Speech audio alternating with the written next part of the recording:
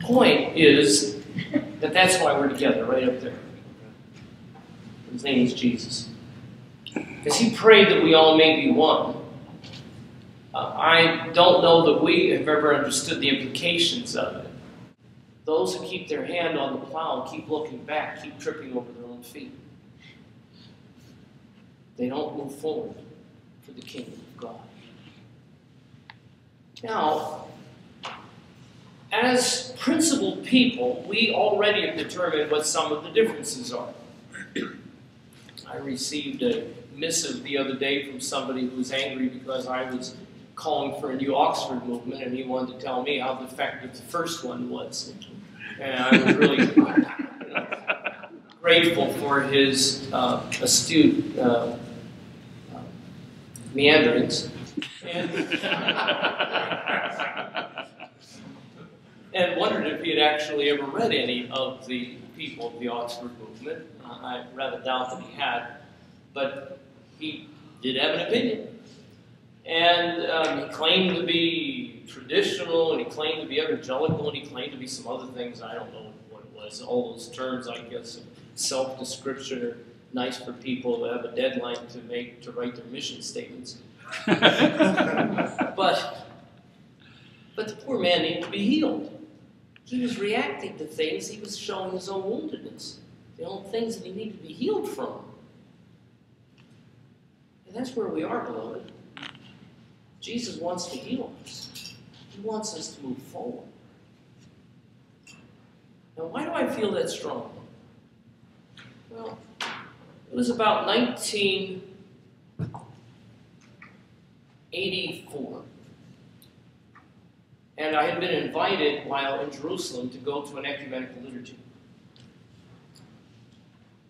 And when I went to the ecumenical liturgy, it was simply not what I understood usually to be an ecumenical liturgy.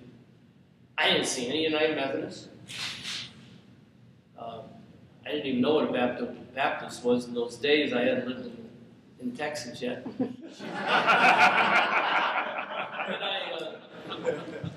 No Church of Christ. I could tell that because these people had musical instruments. And on it went with all these things that I would have guessed would have made up an ecumenical liturgy. And I'm talking here about Melkites, talking about 4 different types of Eastern rites that were under the Pope, 3 different Western rites that were under the Pope, Eastern Orthodox everywhere you go, on and on and on. And it was being hosted in the Armenian quarter by the Armenian Patriarchate. And in that year, the population, the Christian population in the Holy Land was 33%.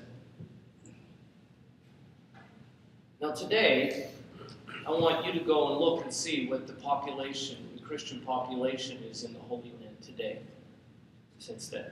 I'm not going to give you the answer. I want you to go look it up.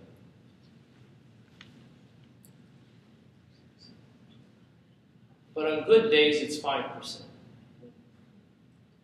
of the population. There are now some of the most beautiful museums and places that get locked up and occasionally opened so that people can have a tour. They used to be houses of worship.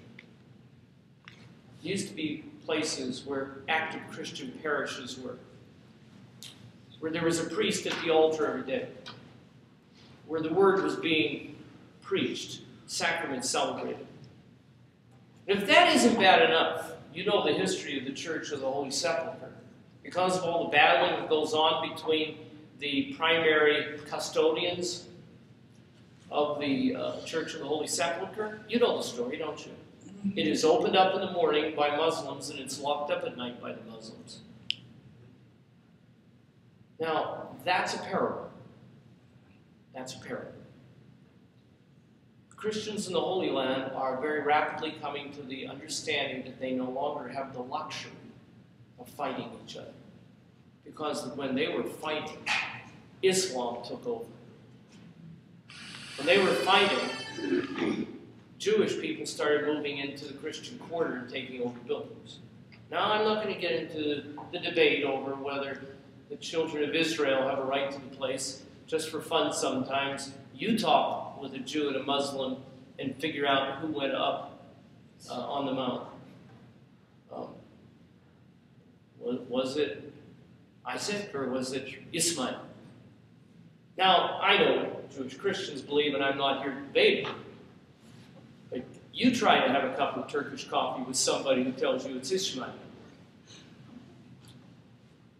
And you might win the argument, but you've lost the battle. How do you claim someone like that for Jesus Christ? How do you claim a broken world for Jesus if the only thing that we can show them is our division and our brokenness? How do we talk about the unifying nature of the gospel if the only thing that we can offer is division? Now, I recognize, as is the case in any natural family, there will always be different points of view. There will always be a different perspective on the way in which the family tradition is told. I understand that. But without compromising in the essentials of the faith in any conceivable way,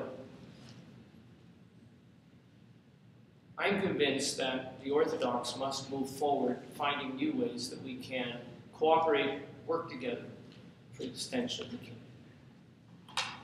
Well, I guess I could deal with that incredibly funny line in a way that comes out of one of the movies where the person says, after being called a name, "I know you are, but what am I?" I suppose that I could play that game and say to you, I've never ordained a woman. And yet, the question that is asked then, why do you hang out with some who do? That's a legitimate question. It's a legitimate question. But at least from my perspective at this point, as president of Forward in Faith, as some of you have heard me say, I have 5 sons as an Anglo-Catholic and as the president of Forward in Faith. That's what I have. That's the way it is. I have a group that I would call Anglo-Papalist. They are either on their way to Rome, or they have determined that that is the only way, and that they're going to be working on it. And this is the process. Somehow at this point, they're still enjoying their station in Anglicanism.